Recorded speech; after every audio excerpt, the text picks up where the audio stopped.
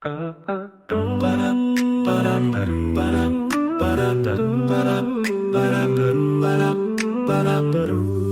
there everyone, welcome back to my channel. So in today's video, I'll be doing an in-depth review of the one-shot manga Solanin, and this is by Inio Asano. I really enjoyed it so much, and I just felt like I really wanted to talk about the things that I saw within this manga and the things I felt like were so relatable. And there won't be any like spoilers in this, so no worries. I will be sharing some of my favorite quotes. It's really only, I think, maybe one or two quotes that I really liked in this manga. Other than that, it's spoiler free, so don't worry, I won't spoil anything for you. So this one shot is about growth and self-development and really finding yourself. So the premise of this story is that there's a girl named Miko, and she's in her 20s. She's working this office job that she absolutely hates. She lives with her boyfriend named, I think, Tanaka. They live together, and he's also like having like a part-time job, but like he doesn't really like it. So they're just two women and a man in their 20s trying to figure out life and trying to figure out what they really want. The first thing I want to talk about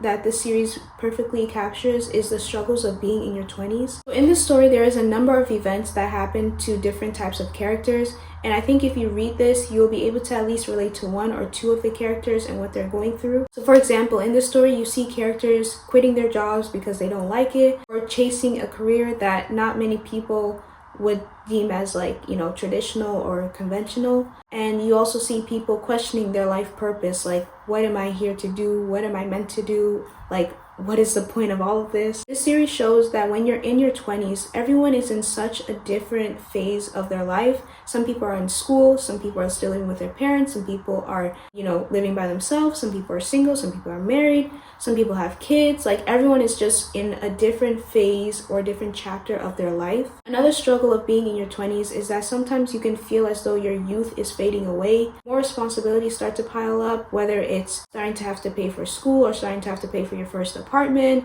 or starting to have to pay for your car. Your body is changing and your mindset is also changing. The things that you like are changing. So it almost feels as though you're being sort of pushed into this adult world, and all of the things that you used to enjoy in your youth and whatnot slowly being like taken away, not necessarily from the world, but sometimes you yourself are like distancing yourself from those things because you feel, again, the pressure and demand of society. This story shows a question that I think most people, especially in their 20s, probably ask themselves is, are they doing the right thing? Or are they going on the right path? Is this the right thing to do? Am I really meant for this? Is there more out there? And you see the characters ask themselves these questions and even ask each other too. Like, they wonder, like, is this the right path for me? Am I making the right decision? Should I do this? Should I do that? In the story, you also see the characters come to realization that regardless of what they decide, every decision kind of has its pros and cons. And cons not necessarily meaning that they're bad, but it just means like the things that you kind of have to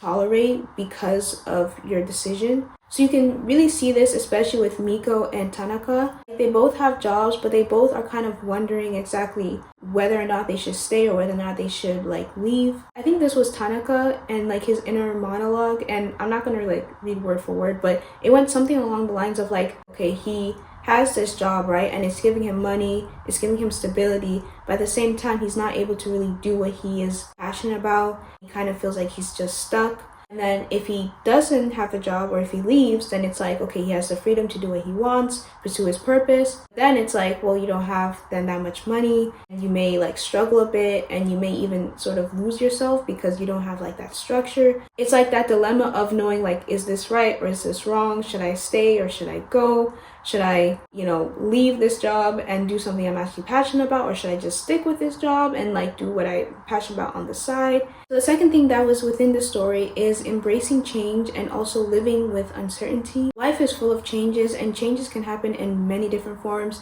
There could be a change of like maybe career, a change in like your environment, maybe a change in the people you surround yourself with, maybe a change in your mindset. What I really admire about this story is that Miko really embraces change. Whatever change comes her way, she just sort of embraces it. It does come with its own struggles, as I said, like, you know, every decision has a pros and cons to it, but she still moves forward despite that and doesn't let that hold her back and embraces whatever comes her way. You also see Miko living like in the moment and in the present, like day by day. She doesn't necessarily plan about the future because she herself knows that the future is like unknown. She doesn't know where she sees herself or what she even dreams about. She just Like, all she knows is that she needs to move forward and needs to embrace whatever is next. And seeing this in a manga, especially with the main character, was really motivating. There are times where I sort of find myself questioning, like, where do I really see myself in the future? Like, what am I exactly like aiming for and whatnot? And sometimes these sort of thoughts can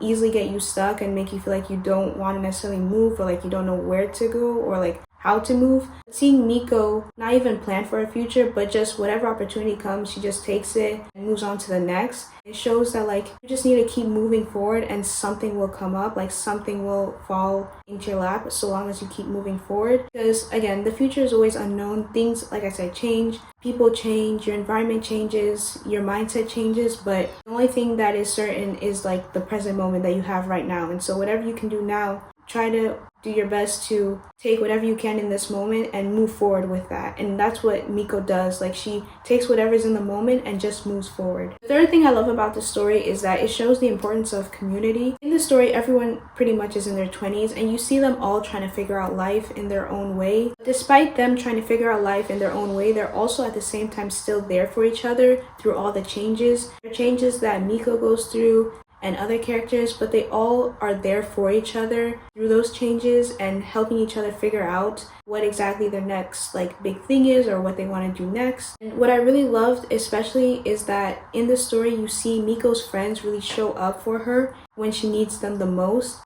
I think again it shows how important it is to have people around you, especially during these times where it's like, you know, everyone's in their different path and like achieving different things. Another thing I want to add too is that they don't necessarily always show up all the time, but they show up as best as they can. And I think that's the key, is like trying to show up as best as you can for the people that you truly care about, because not everyone can just pop in all the time, and you know, again, everyone's in different phases of their life. The last thing that I wanted to talk about is identity and relationships. I really enjoyed seeing Miko and the rest of her friends trying to figure out who they are and what their purpose is in life. I especially enjoyed seeing again Miko, the main character, go through her own self-development journey, because she's not necessarily trying to look for a title to fit into or an expectation to fulfill. She's just trying to figure out who she is at her core and what she truly wants from life. And I think this can be hard sometimes, because sometimes we may try to figure out who we are based on the expectations of others or based on the titles that we think we should have. Really, when it comes to figuring out who you are as a person and what you want from life, it really has to come from like within, like deep within, and it can't be attached to an expectation from another person. It can't be attached to like a title that, you know, you see other people get like praised for. It literally has to come from within. I also loved how this showed that relationships are not perfect. Relationships, and specifically romantic relationships, are filled with misunderstanding, be filled with hardship, sadness, frustration, but at the same time they can be fulfilling, can be the most rewarding, you know, connection that you have with another person. Romantic relationships could also bring a lot of joy and healing. The mangaka makes it clear that people should be seen for who they are and should be embraced for who they are and accepted. People, again, are filled with flaws and filled with things that they need to change, and so long as a person is willing to change and grow, they should, again, be accepted for who they are and be embraced and loved. And again, you see that within this manga. Everyone is sort of like having their own sort of flaws, and you can like see it so clearly, but at the same time you see how they're still like being embraced and being loved for who they are and encouraged to like, you know, change and grow as people. Another thing that this manga shows is that how important it is to adjust your expectations on other people, because when you change your expectations on other people, then you also free yourself. Sometimes the expectations that we have on others can harm us more than it does the other person, and I feel like this is just so true. Like, especially hard when you want somebody to change and you bring it up and you're telling them like, hey, I don't like this, or, you know, I want this to change, and they either are not so receptive or don't want to change, and you know, keep voicing it over and over, and you just kind of feel like, you know, like you're on repeat all the time and this person just doesn't get it. Then it becomes your task to change your expectations about that person. When you change the expectations that you have, then you set yourself free from feeling depleted, from feeling drained, because this person is not fulfilling the things that you expect them to fulfill. This is so well portrayed within this manga. You see certain characters adjust their expectations on other characters so that they can set themselves free and not have to feel so frustrated or angry that the other person isn't meeting the expectations that they have. So that brings it towards the end of this video, and I wanted to close it off with my favorite quote from this one shot. I found it to be like very true, and I thought it was a very interesting quote. It's a pretty long one, so I'll also put it on the screen. So it goes, "There's nothing cool about these characters. They're just your average 20-somethings who blend into the backdrop of the city, but the most important messages in our lives don't come from musicians on stage or stars on television. They come from average people all around you, the ones who are just feet from where you stand.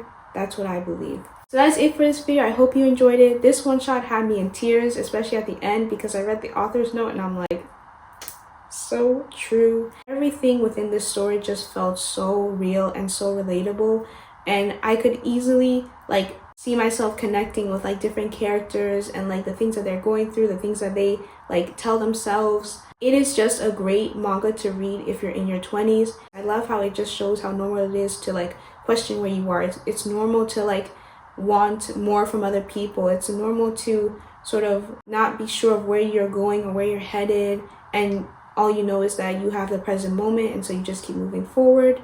Like, all of this is so normal and real, and it's nothing to be like necessarily ashamed about, because again, there are pressures that some people, well, I'm pretty sure everyone gets from either their family or either from their community or even just society, depends on where you're living, like of what you should be doing now that you're in your 20s.